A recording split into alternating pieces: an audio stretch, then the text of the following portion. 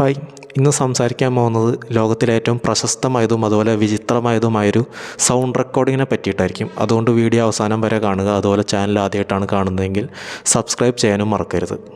അമേരിക്കയിലെ കാലിഫോർണിയ സംസ്ഥാനത്തിലെ ഏറ്റവും പ്രശസ്തമായ മലനിരകളാണ് സിയേറ നെവാഡ മലനിരകൾ. ഇവിടെ ഏറ്റവും കൂടുതൽ ആൾക്കാർ പോയിരുന്നത് വേട്ടയാടാനും അതുപോലെ ക്യാമ്പിങ്ങിനൊക്കെയായിരുന്നു.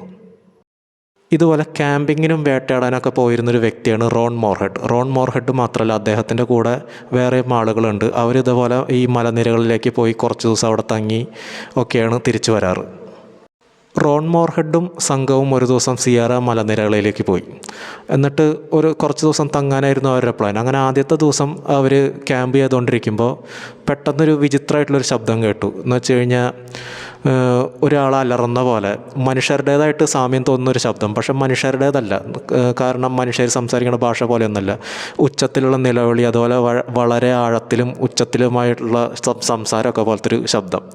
അപ്പോൾ ആദ്യത്തെ ദിവസം അങ്ങനെ കടന്നുപോയി. അപ്പോൾ പിന്നെ കുറച്ച് ദിവസം കൂടി കഴിഞ്ഞപ്പോഴേക്കും ഈ ശബ്ദം ഉണ്ടാക്കുന്ന ജീവികളുടെ എണ്ണം കൂടിയ പോലെ അവർക്ക് തോന്നി.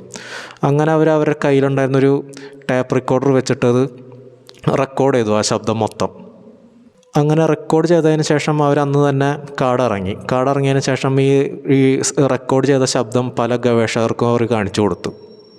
ഇവരുടെ കയ്യിലുള്ള ഈ സൗണ്ട് റെക്കോർഡിംഗ് ആദ്യം കുറച്ച് ആൾക്കാരിലേക്ക് എത്തിയിരുന്നു. അപ്പോൾ ആദ്യം അവർ പറഞ്ഞിരുന്ന തിയറി ബിഗ് ഫുട്ട് തിയറിയാണ്. എന്ന് പറഞ്ഞു കഴിഞ്ഞാൽ അമേരിക്കയിലെ ഏറ്റവും പ്രശസ്തമായിട്ടുള്ളൊരു ജനകീയ കഥയിലൊന്നായിരുന്നു ഈ ബിഗ് ഫുട്ട് എന്ന് പറഞ്ഞ് മനുഷ്യനായിട്ട് സാമ്യം തോന്നുന്ന ഒരു വലിയൊരു ജീവി, വലിയൊരു ചിമ്പൻസി പോലത്തെ ഒരു ജീവി.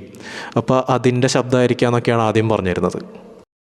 പിന്നെ ആൾക്കാർ പറഞ്ഞു ഇത് വെറൊരു കെട്ടുകഥയാണ്, ഇവർ വെറുതെ ആൾക്കാരെ വെച്ച് ഉണ്ടാക്കിയൊരു സൗണ്ട് റെക്കോർഡിംഗ് മാത്രമാണത്, അല്ലെങ്കിൽ ഈ പറഞ്ഞ പോലെ ആരും കണ്ടെത്താത്ത തരം അറിയപ്പെടാതെ പോയ വല്ല ജീവികളുടെ ശബ്ദമായിരിക്കുകയാണ്. പക്ഷേ കാലങ്ങൾ ഇത്രയും പോയി എന്ന് പറഞ്ഞു കഴിഞ്ഞാൽ 1971 സംഭവിച്ച കാര്യമാണ്. അപ്പോൾ ഇത്രയും വർഷങ്ങളായിട്ടും ഇതിന് പിന്നിൽ, ഈ ശബ്ദത്തിന് പിന്നിൽ എന്താണ്, അല്ലെങ്കിൽ ഈ സിയേറ നെവാഡ മലനിരകളിലെ ഈ ശബ്ദത്തിന് പിന്നിൽ എന്താണ്, ഇതുവരെ ആരും കണ്ടുപിടിച്ചിട്ടില്ല. അതുപോലെ നിങ്ങൾക്ക് ഈ സൗണ്ട് റെക്കോർഡിംഗ് കേൾക്കണമെങ്കിൽ ഞാൻ ഡിസ്ക്രിപ്ഷനിൽ ഇതിൻ്റെ ലിങ്ക് കൊടുക്കാം, യൂട്യൂബ് ലിങ്കാണ്. അപ്പോൾ അത് നിങ്ങളൊന്ന് കേട്ട് നോക്കുക. അതുപോലെ നിങ്ങൾക്ക് ഈ നടന്ന സംഭവത്തിനെ പറ്റിയും അതുപോലെ എൻ്റെ വീഡിയോ പറ്റിയുള്ള അഭിപ്രായം കമൻ്റായിട്ട് ഇടുക. അതുപോലെ നിങ്ങളുടെ ഫ്രണ്ട്സിന് വീഡിയോ ഷെയർ ചെയ്ത് കൊടുക്കുക. അതുപോലെ ചാനൽ മറക്കാതെ സബ്സ്ക്രൈബ് ചെയ്യുക. നാളെ ഞാൻ വേറൊരു വീഡിയോ ആയിട്ട് വരുന്നതായിരിക്കും.